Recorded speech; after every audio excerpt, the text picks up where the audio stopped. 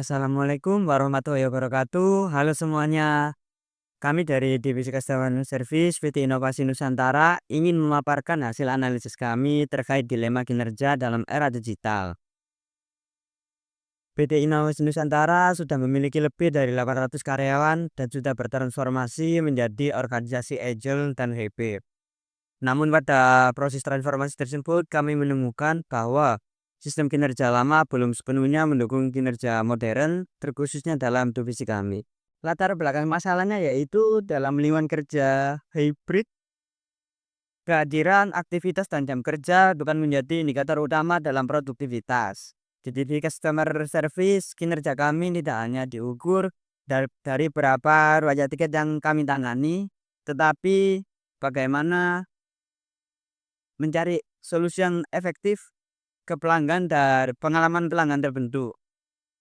Sistem kinerja tradisional lebih menekankan pada kehadiran kerja dan target kuantitatif, sehingga kontribusi secara nyata dalam divisi customer service sering tidak terlihat secara utuh. Berikut ini ada tantangan dalam manajemen kinerja, terdiri dari 6 tantangan. Untuk tantangan yang pertama yaitu hybrid and remote work.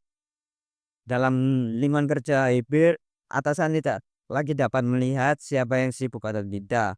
Akibatnya muncullah bias bahwa yang terlihat aktif akan terlihat berkinerja tinggi.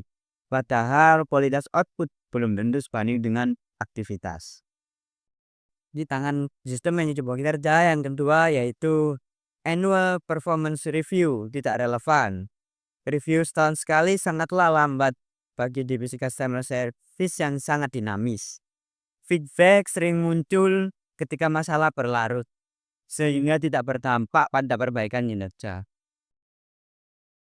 Tantangan yang ketiga, yakni agile and project-based work. Kami bekerja lintas tim dan proyek yang terus berubah-ubah. Hal ini sangat menyulitkan penilaian individu jika hanya bergantung pada satu atasan formal. Yang keempat, ada output versus activity.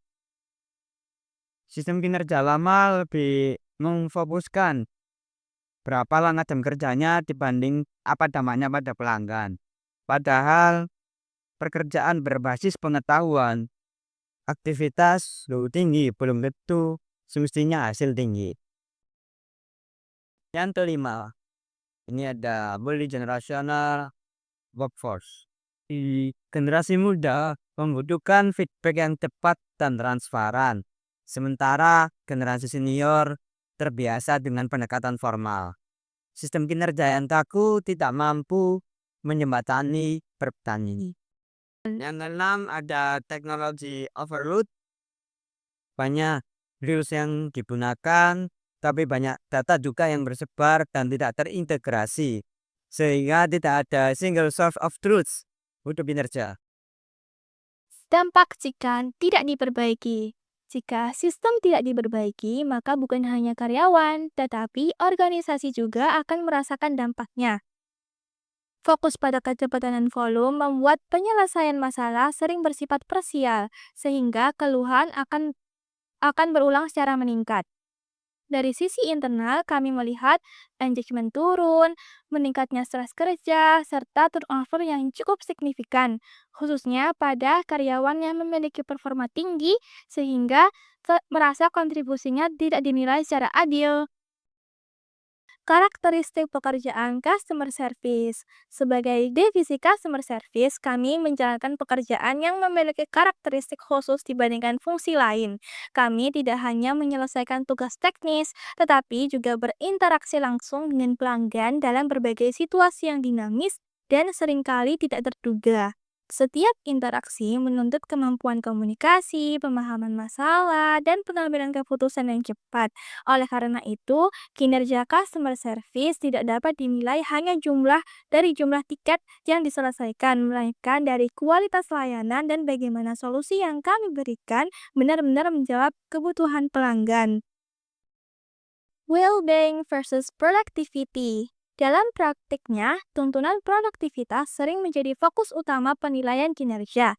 Namun, berdasarkan evaluasi yang kami lakukan, tekanan produktivitas yang tidak diimbangi dengan perhatian terhadap kesejahteraan justru berpotensi menurunkan kualitas layanan. Karyawan yang mengalami kelelahan akan sulit menjaga konsistensi kinerja. Sebaliknya, ketika kesejahteraan kerja diperhatikan, customer service mampu bekerja lebih fokus, stabil, dan memberikan layanan yang berkelanjutan. Hal ini menunjukkan bahwa produktivitas dan well-being saling berkaitan dengan erat. Emotional labor dalam customer service. Jadi, selain aspek teknis, pekerjaan customer service juga menuntut emotional labor yang tinggi, yang dimana dalam setiap interaksinya kami dituntut untuk tetap empatik, sabar, dan profesional. Bahkan ketika menghadapi pelanggan yang sedang marah maupun kecewa. Nah, upaya pengelolaan emosi ini memberikan dampak nyata terhadap reputasi perusahaan. Akan tetapi, kontribusi emosional ini seringkali belum sepenuhnya tercermin dalam sistem penilaian kinerja yang lebih menekankan indikator kuantitatif. Definisi keberhasilan customer service. Berdasarkan karakteristik pekerjaan yang sudah dijelaskan tadi, kami memandang bahwa keberhasilan customer service ini perlu didefinisikan ulang, yang dimana keberhasilan ini tidak hanya sekedar diukur dari seberapa cepat respon yang diberikan dan jumlah tiket, tetapi dari kemampuan memberikan solusi yang tuntas, menciptakan pengalaman pelanggan yang konsisten, serta membangun kepuasan dan loyalitas pelanggan. Nah, dengan definisi ini, customer service dapat berkontribusi langsung terhadap reputasi dan keberlanjutan perusahaan. Konsep manajemen kinerja modern. Manajemen kinerja modern memandang kinerja sebagai proses yang berkelanjutan, yang dimana penilaian tidak lagi berfokus pada aktivitas semata, tetapi diarahkan pada outcome atau hasil nyata dari layanan yang diberikan. Dalam konteks customer service, pendekatan ini membantu organisasi menilai seberapa jauh layanan kami benar-benar memberikan nilai pada pelanggan, sekaligus relevan dengan dinamika kerja di era digital. Penetapan tujuan kinerja dalam sistem manajemen kinerja modern, penetapan tujuan kinerja dilakukan secara fleksibel dan ditinjau secara berkala. Tujuan kinerja disesuaikan dengan perubahan kebutuhan pelanggan dan organisasi, sehingga customer service tetap fokus pada prioritas layanan yang paling berdampak. Pendekatan ini membantu kami bekerja lebih terarah tanpa terikat pada target yang sudah tidak relevan. Integrasi kesejahteraan karyawan dalam sistem kinerja. Di sini kami ingin menegaskan bahwa kesejahteraan karyawan perlu diintegrasikan ke dalam sistem manajemen kinerja. Bagi kami, kesejahteraan bukan hanya isu pendukung, tetapi juga bagian dari kinerja itu sendiri. Sistem kinerja yang memperhatikan kondisi karyawan, kondisi psikologis karyawan, dan beban kerja akan mendorong keterlibatan yang lebih tinggi dan kinerja yang lebih berkelanjutan. Kolaborasi dan kerja tim. Dalam operasional sehari-hari, kami bekerja melalui kolaborasi dan kerja tim lintas fungsi. Penyelesaian masalah pelanggan seringkali melibatkan kontribusi dengan divisi lain, sehingga keberhasilan layanan merupakan hasil kerja bersama. Oleh karena itu, kami memandang bahwa sistem kinerja perlu mengakomodasi kontribusi tim, bukan hanya pencapaian individu saja. Instrumen pendukung sistem kinerja. Sebagai divisi customer service, kami menerapkan sistem kinerja berbasis outcome yang didukung oleh instrumen yang terintegrasi.